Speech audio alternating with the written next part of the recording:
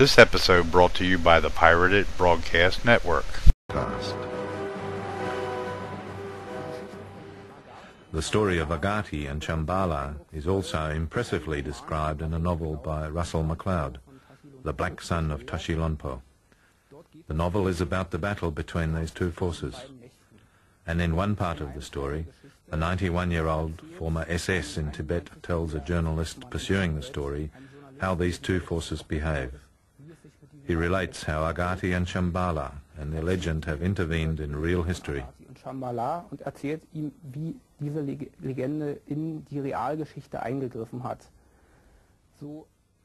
Therefore, the Tula Society was a precursor to the original cell of the NSDAP, in actual fact, an extension of Agati. The successors of Sebottendorf, Dietrich Eckart, and in his trial Karl Haushofer, initiated Hitler into this legend. They made it clear to him that what he represented in the National Socialism was the work of Agati, and that Agati fought against its opposite Shambhala, which at the time, and even later, had primarily gathered forces in the Freemason lodges and in the organizations of the Jews.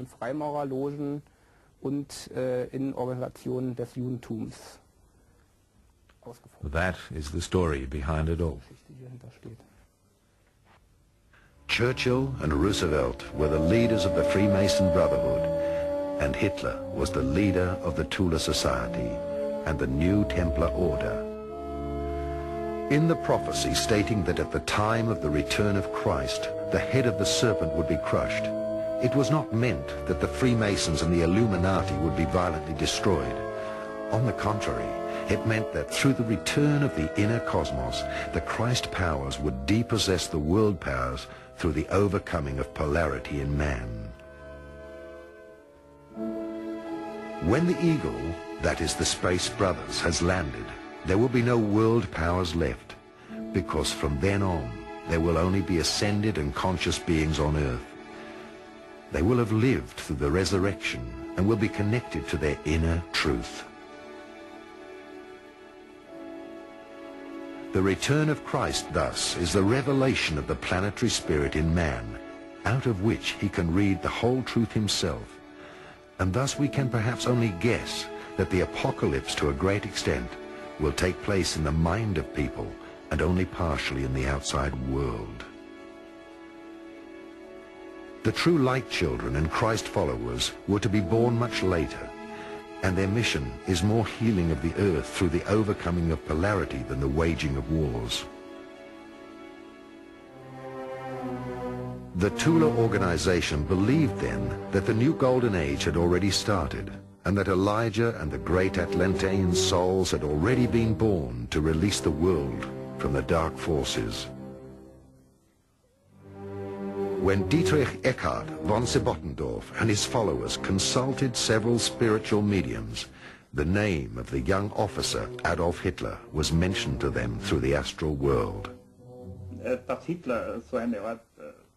The fact that Hitler was to be a kind of Messiah who would free the world from the Jews and from the dark forces is indisputably the direct experience in National Socialism.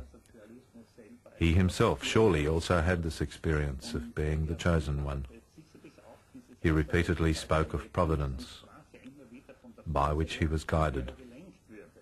At the end, he was not happy with providence, and he said that providence could not take responsibility towards the German nation of Germany losing the war.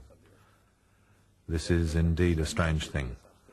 But before that, he undoubtedly felt called upon, that is, chosen by Providence, to play a fundamental role in the world history and to free the world from the Jews and thus from the lower human beings. Dietrich Eckart was somebody who had a strongly anti-materialistic disposition. Actually, he drew his worldview from the spiritual. He was influenced by Schopenhauer and by a medieval mystic by the name of Angelus Elysius, who lived in the 13th and 14th century. He was inclined towards spirituality in literature and in his own experiences. He rejected materialism. He saw the people who were gaining influence in Germany and those in power as symbols for materialism. On the one hand, they were the Marxists, and on the other, of course, the liberal bourgeois and the capitalists. Und auf der anderen Seite natürlich die bürgerlich-liberalen und der Kapitalismus. These spiritual ideas by which Eckhart had been strongly shaped were surely passed on to his pupil, Adolf Hitler. Adolf Hitler's occult past already began during his years of study in Vienna. He read Nietzsche's Superhuman, Übermensch, studied the secret teachings of Helena Petrovna Blavatsky, the secret revelations of John, and regularly attended the lectures of Guido von List. He was definitely a subscriber to the occult magazine published by Lanz von Liebenfels, which already glorified the racist madness, the male sun cosmologies, and Aryan culture. He found the climax of his spiritual ego in the legends of the Nibelungen sagas. In Vienna, his desire already took shape to release the world from dark forces as the Germanic Messiah. The first meeting between the Tula organization and Hitler took place when the Tula organization, together with the officers of the Volunteer Corps, drove the communists out of Munich. Hitler was informed about his specific destiny and firmly believed himself to be the reincarnated leader from Atlantis. The aims of this sect were obviously kept silent. Hitler was worshipped as Elijah. His salute, also called Ave, is a greeting of the gods. The swastika was the reversed symbol of Atlantis. If the swastika is turned anti-clockwise, it means the resurrection of souls, the ascension into the golden age. Turning the swastika clockwise means the descent of souls into the dark ages. Germany Awake was written on every banner, the sentence supposedly an awakening call towards a new golden age. The Tula organization wanted to bring about, by force, the resurrection of Atlantis and the 1,000 years empire foretold by Christ. No wonder they used the sign of the descent into the Dark Age. Adolf Hitler was adored as a savior by 50 esoteric groups and brought to power. No one could imagine that he himself was one of the last masters of the Dark Brotherhood of Atlantis, who would lead it to the dark side of occultism. For the first time during the modern era, an esoteric sect came to power, with all its divisions and various branches. The sole objective of this sect, who practiced secret occultism and mass magic, and lived in its own reality, was to take power from another esoteric sect, which has held the world power in its hands until this very day. The Freemasons and the Illuminati. When the international Jewish financial structure is again successful in plunging the nations in Europe and outside into another world war, then this will not be a victory for the Jews, but the annihilation of the Jewish race in Europe.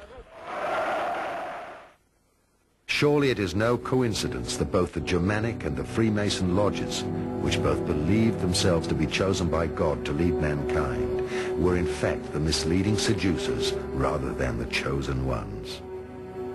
And looking behind the scene, one will discover that both forces were in fact the ancient currents of the occult Atlantean War, reincarnating once more as opposing brotherhoods, accusing each other of practicing black magic.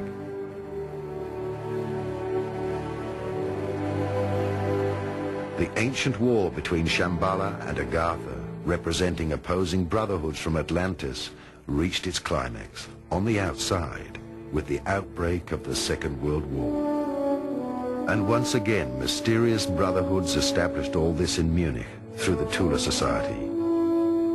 Von Solotten was initiated by the Turkish Freemasonry, and Karl Haushofer by the Japanese royal court, which he had visited before the First World War.